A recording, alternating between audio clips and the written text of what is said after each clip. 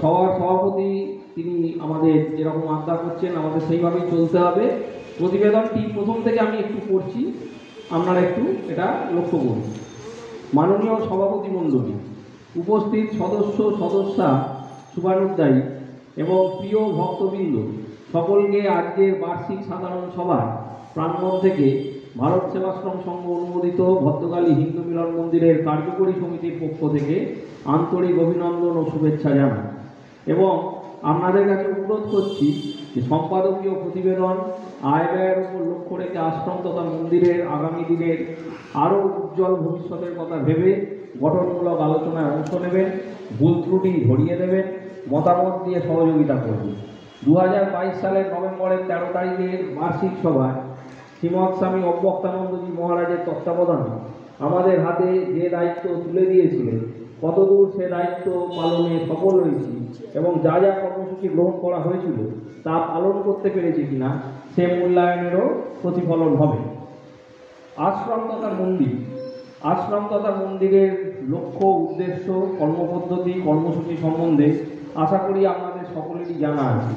ইতিমধ্যে আমাদের একটি বই প্রণবাসীবাদ শীর্ষক প্রকাশিত হয়েছে। তাতে সবিস্তারে আশ্রম তথা মন্দিরের উন্নতির বিবরণ আছে। যারা নতুন দীক্ষা নিয়েছে তাদের 3টি বই দেওয়া হয়েছে, যা পড়ে আচার্যদেব অর্থাৎ গুরু মহারাজের সম্পর্কে এবং তার পূজা পদ্ধতি সম্পর্কে সামগ্রিক ধারণা লাভ করতে পারবে। যে আদর্শ নিয়ে আমাদের অগ্রজরা, পথপ্রদর্শকরা আশ্রম তথা মন্দির গড়ে তুলেছিলেন, সেই লক্ষ্য আজও অটুট। আমরা তাদের জন্য সমস্ত প্রতিষ্ঠাতা সদস্য ও শুভানুধ্যায়ীদের প্রণাম জানাই সর্বোপরি ভূমিদাতা, অর্থদাতা, শুভ পরামর্শদাতা, দান অনুদান মহাদানের মহান দাতাদের। যে কাজ তারা করে গিয়েছিলেন সে কাজকে আরও বিস্তৃত করেছি, প্রাণবন্ত করেছি, মসৃণ করেছি, সকলের মধ্যে ছড়িয়ে দেওয়ার আপ্রাণ চেষ্টা করছি এবং করে যাব। কর্মসূচি বাড়িয়ে আশ্রম তথা মন্দিরকে স্বাবলম্বী করার চেষ্টা করছি এবং করে যাব অদূর ভবিষ্যতে। আশ্রমের দীক্ষার্থী অগন্তি, তাদের মধ্যে অনেকেরই মাসিক সদস্যপদ চাঁদা দেন। আমাদের মাসিক চাঁদা প্রতি দীক্ষার্থী পিছু 10 টাকা, বছরে 120 টাকা। বাকি স্বইচ্ছাপূর্বক মুষ্টি ভিক্ষাই আমাদের একমাত্র সম্বল ও আর্থিক মেরুদণ্ড। কার্যকরী সমিতির ও অফিস, বর্তমান কার্যকরী সমিতি গঠন হয়েছিল 15 জন সদস্যা নিয়ে। আশ্রম সংবিধান অনুযায়ী যার অধ্যক্ষ পদে থাকেন সংঘ সন্ন্যাসী। আশ্রম তথা মন্দিরের পরিচালনার জন্য সর্বমোট 6টি বিশেষ ও অন্যান্য কিছু সভা করা হয়েছিল চলতি বছরে। প্রত্যেকটি সভায় উপস্থিতির হার আশানুরূপ ছিল। আমাদের কোনো স্থায়ী অফিসঘর নেই, আগেও ছিল না।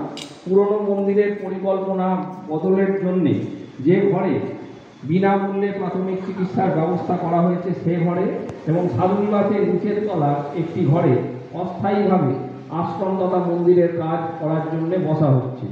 যারা আশ্রম তথা মন্দিরের কাজ করে তা আসলে স্বেচ্ছাসেবক, আমরা গুরু মহারাজের সেবক।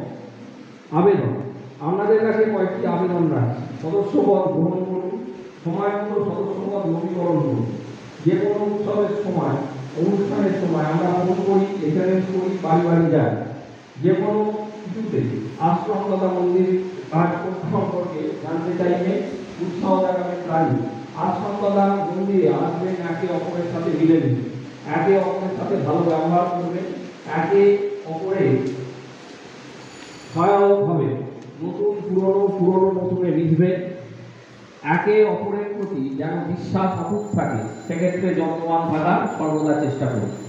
আশ্রম তথা মন্দিরে প্রতিদিন সকাল 10টা থেকে 12টা এবং বিকেলে 6টা থেকে 8টা খোলা থাকে। পূজারতি হয়, সকলে সামিল হন। আশ্রম তথা মন্দিরের কাজ সম্পর্কে জানুন এবং অপরকে জানান। গুরু মহারাজের দরবারে সমষ্টিরই তাই কাজের দায়ও সমষ্টি। সকলে অল্প স্বল্প প্রয়াসে মহৎ বৃহৎ সনাতন সমাজ বা সার্বিক সমাজের কাজ করুন। সনাতন ধর্মের সংস্কার প্রচারক হয়ে প্রচার করুন গুরু মহারাজের, মনের ভাব বিনিময় করুন। এই সময়ের মধ্যে বা আগে পরে কেউ কোনো কাজে যদি আপনার সাথে যোগাযোগ করে থাকে কোনো বিষয়, তবে আমাদের ফোন নম্বর তাদেরকে দিন। এবং তাদের ফোন নম্বর আমাদেরকে দিয়ে সাহায্য করুন। উপযুক্ত ব্যক্তির অনুপস্থিতিতে তাকে ফিরিয়ে দেবেন না। আমাদের একটি হোয়াটসঅ্যাপ গ্রুপ আছে, আপনারা হোয়াটসঅ্যাপে নম্বর পেলে আমরা হিন্দু মিলন মন্দিরের দোলতলা গ্রুপে যোগাযোগ করতে পারেন, আমরা যোগ করতে পারবো। অনুষ্ঠান সব খবর সেখান থেকে পাবেন। শুধু অনুরোধ, কোনো সুপ্রভাত, শুভরাত্রি, রাজনৈতিক লেখা, রুচিকর ছবি, মন্তব্য পোস্ট করা থেকে বিরত থাকবে। আমরা বিভিন্ন সামাজিক কাজ করছি, সাংস্কৃতিক প্রশিক্ষণ কেন্দ্র করেছি। আপনার কাছে যদি অন্য কোনো পরিকল্পনা থাকে তা আমাদের জানাতে পারেন, সমাজের পাশে দাঁড়াতে পারেন। কারোর প্রতি কোনো অভিযোগ থাকলে অভিযোগ সংগ্রহকারীদের সাথে যোগাযোগ করুন। সকলের সম্মান রক্ষা করে আমরা সমাধানের পথ খুঁজব। আগামী বছরে আমরা আশ্রম তথা মন্দিরের রজত জয়ন্তী বর্ষ পালন করব। প্রণবাসী সব বই প্রকাশিত হবে। মননশীল লেখা দিন, নির্বাচিত হলে অবশ্যই তা ছাপা হবে। গঠনমূলক বিরোধিতাকে আমরা সর্বদাই শিক্ষাচার হয়, অন্যায় প্রচার হয়, সংঘবিরোধী প্রচার হয়, তার আমরা প্রতিবাদ করতে বাধ্য হব। আমাদের ভুল ত্রুটি থাকলে নিশ্চিতভাবেই স্বামীজিরা তা শুধরে দেন। আমরা তাদের নির্দেশ সর্বদাই মেনে চলি। শুধু বিরোধিতা নয়, হাতে হাত মেলাবেন, হাতে হাত মেলাবেন, পায়ে পা মেলাবেন, সবাই একসঙ্গে চলবেন, এই আশা রাখি। আশ্রম তথা মন্দিরের পরিকাঠামো উন্নয়নে বিগত বছরের কর্মসূচি। পূর্বে প্রকাশিত প্রণবাসীবাদ প্রসঙ্গে ভদ্রকালী হিন্দু মিলন মন্দির শীর্ষক প্রবন্ধে পরিকাঠামো উন্নয়নের কথা যেভাবে বলা আছে এখানেও সেইভাবেই তা লেখা হয়েছে। আপনারা ইতিমধ্যেই প্রণবাসীবাদ পেয়েছেন, আপনারা সেই প্রণবাসীবাদ পাঠ করে নেবেন। সেখানে যা কর্মসূচি ছিল সেটাই এখানে একইভাবে লেখা হয়েছে। বর্তমান কর্মসূচি সম্বন্ধে আমরা একটু আলোচনা করি। এই অবধি যে কাজগুলো করে উঠতে পেরেছি সকলে হাতে হাত একসাথে সমাজ গঠনের ক্ষেত্রে তা খুব প্রয়োজনীয়। যদিও আমরা সাংগঠনিকভাবে ধর্মীয় মাধ্যমকে কেন্দ্র করে সামাজিক কাজে যুক্ত থাকি। ধর্ম শুধু পূজা পার্বণ নয়, ধর্ম নিজের আচরণ, স্বভাব, বিচার বুদ্ধি, উচিত অনুচিত, শাসন অনুশাসনের মধ্যে চরিত্র গঠন করে। গুরু মহারাজ একদিকে আধ্যাত্মিকতার মাধ্যমে মনকে তৈরির কথা বলেছেন, অন্যদিকে দুবেলা ব্যায়াম করতে বলেছেন। অর্থাৎ সুস্থ থাকতে হবে মন এবং শরীর, এই দুয়ের প্রতি সমান্তরালভাবেই যত্নশীল হতে হবে। গুরু মহারাজের দেখানো পথ অবলম্বন করে অনুসরণ করে সমাজে গঠনে বর্তমানে যে কাজগুলো ভদ্রকালী হিন্দু মিলন মন্দির করতে পারছে তা হল বিনামূল্যে প্রাথমিক চিকিৎসা, যোগব্যায়াম অভ্যাস, নিত্য শিক্ষা প্রশিক্ষণ, স্বল্প ব্যয় শ্রাদ্ধ শান্তি উপনয়ন ও অন্নপ্রাশনের অনুষ্ঠান, শিব ও গুরু পূজা প্রশিক্ষণ। ভবিষ্যৎ কর্মসূচি আর ভবিষ্যতে পরিষেবার ভাবনায় যে কাজগুলি এখনও করে উঠতে পারিনি অথচ নিত্য ভাবনায় বিভর করে রাখে সেগুলি বাস্তব রূপদান, অনুদান মহাদানের মাধ্যমে করে উঠতে পারবো এই বিশ্বাস আছে। সেই ভবিষ্যৎ পরিকল্পনা বা স্বপ্ন যাই বলুন না কেন সেসব পরিষেবার মধ্যে আলোচনাধীন রয়েছে একটি প্লে স্কুল বা শিক্ষা প্রতিষ্ঠান চালু, স্বল্প ব্যয় সাপেক্ষে কম্পিউটার প্রশিক্ষণ কেন্দ্র, শাস্ত্রীয় সঙ্গীত অভ্যাস, অভিনয়, বক্তৃতা এবং অঙ্কন প্রশিক্ষণ কেন্দ্র, কিশোর বালকের সমবেত পূজার আয়োজন। বিশেষভাবে যে কথাটি বারবার উল্লেখ করতে হয় যে আশ্রম বা মন্দিরের ইমারতের পরিধি বেড়েছে, পরিসর বেড়েছে, ভক্তবৃন্দও বেড়েছে। প্রতিদিন পুজোয় তাদের উপস্থিতি সে তুলনায় হয় না বলে কোথাও একটা শূন্যতা মনে প্রশ্ন তুলছে। আমরা জানি বিগত দিনে কয়েকজনের কাছে বেশ কয়েকজন অপ্রয়োজনীয় বাক্যবাণে অনুচিত ব্যবহারে আহত হয়েছে। তার জন্য আমরা ব্যথিত, চেষ্টা করছি সংশোধনের। সময় লাগবে, এরও বদল হবে, বদল আমরা করব এই বিশ্বাস আছে। আপনারা রোজ আসুন, এই পরিসর পরিধি তো আপনাদেরই, নিজেদের গুরু মহারাজের, অর্থাৎ আপনাদের নিজেদের, তাকে রক্ষা করার দায় নেবেন না আপনারা। কাজে সকলে মিলে মন্দিরে আসুন, যখন আপনারা সময় পাবেন সেই সময় মন্দিরে আসুন, আমাদের কাজে সহযোগিতা করুন।